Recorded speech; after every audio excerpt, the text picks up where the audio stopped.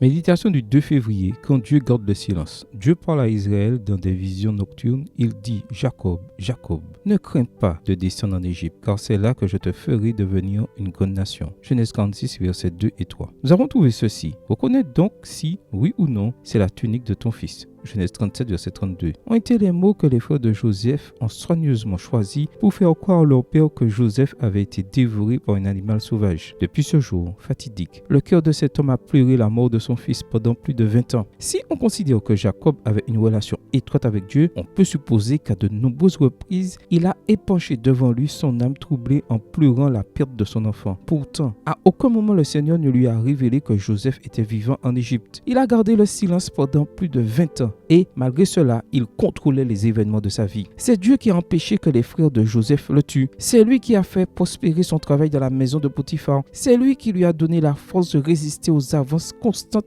de la femme de son maître égyptien et qui a permis à Potiphar de l'envoyer en prison plutôt que de le décapiter. C'est lui qui l'a fait gagner la confiance du geôlier et qui a fait en sorte que l'échanson et le panetier soient des co-détenus. C'est lui qui a permis au rêve de l'échanson de se réaliser et qui l'a finalement fait sortir de prison pour l'amener au palais. Mais si Dieu était au courant pendant tout ce temps, pourquoi a-t-il gardé le silence sur la condition de Joseph? C'était pour éviter que Jacob ne gâche son plan dans la vie de Joseph. Aussi, au moment voulu, il a dit au patriarche, ne crains pas de descendre en Égypte, car c'est là que je te ferai devenir une grande nation. Et Joseph te fermera les yeux de sa propre main. Genèse 46, versets 2 à 4. Aujourd'hui, comme pour Joseph, Dieu a des projets pour toi et bien qu'il semble parfois silencieux, il est toujours présent. Aujourd'hui est un bon jour pour reconnaître sa main dans les petites providences de la vie et pour faire confiance à sa tendre affection. Amen. Bonne journée à toi et que le Seigneur te bénisse.